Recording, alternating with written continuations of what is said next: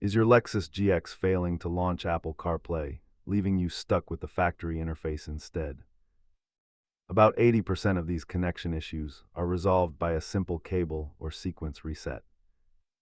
Let us walk through the troubleshooting steps to get your phone linked up properly.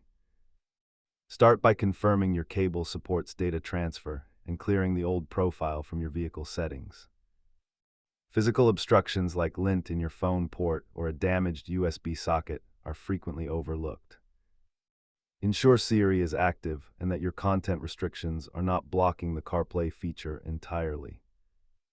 Most issues are solved at home, but persistent black screens may require a professional diagnostic update.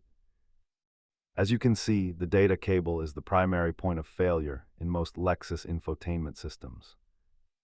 If nothing else works, perform a full system power cycle by letting the vehicle sit for 5 minutes. Keep a small toolkit with compressed air and a certified cable to handle these connection issues instantly. Remember that the simplest solution is usually the right one, so always test a new cable first.